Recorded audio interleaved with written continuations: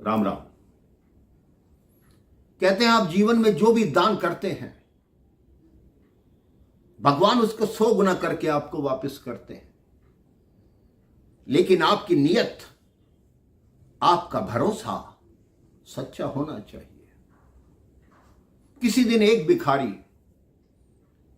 भीख मांगने निकला।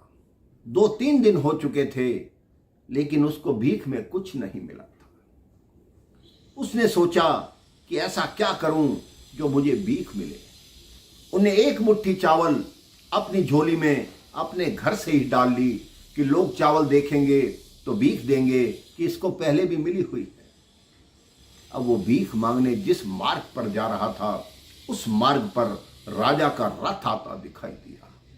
उसने कहा, आज तो मेरा भाग्य खुल गया, आज तो राजा से भीख मांगूंगा। राजा का रथ आकर उसी भिखारी के पास आके रुका। इससे पहले कि भिखारी कुछ कहता, राजा रथ से नीचे उतरा और कहा कि मुझे कुछ भिक्षा दे दो। भिखारी हैरान हो गया। उसने कहा, आप राजा होकर भिक्षा क्यों मांग रहे हैं? तब राजा ने बताया कि मेरे गुरु ने बताया है, हमारे देश में जो अकाल पड़ा हुआ है, अगर मैं भिक्षा मांगकर धन एकत्रित करूंगा तो वो सारा अकाल दूर हो जाएगा, लोगों का दुख दूर होगा।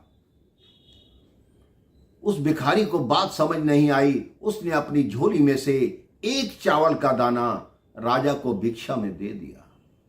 राजा ने वो दाना मस्तक से लगाया और कहा कि आज का मेरा कार्य सिद्ध हुआ और मुझे भिक्षा मिलनी आरंभ हो गई।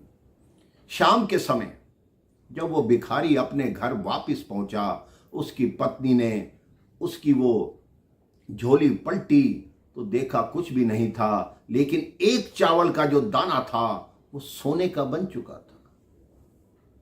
उसकी पत्नी ने कहा, ये सोने का चावल आपके पास कहां से आया? भिखारी ने अपना सिर पीट लिया, उसको सारी बात बताई कि राजा मुझसे भिक्षा मांग रहे थे तो मैंने एक चावल का दाना दान किया, तो भगवान ने भी वही एक चावल का दाना मुझे सोने का बना के दे दिया। अगर मैं मुट्ठी भर के चावल देता तो मुझे इतना स्वर्ण मिलता। उसकी पत्नी बहुत समझदार थी। उसने कहा, भगवान ने आपको ये संकेत दिया है कि आज से भिक्षा मांगनी बंद करो और अपनी मेहनत करो, जिससे आपको बहुत धन प्राप्त होगा, आपका जीवन भी अच्छा रहेगा। आप देखिए, आप उसी जो आप कमाएंगे उसी में से दान करेंगे तो भगवान आपको 100 गुना वापस करेंगे।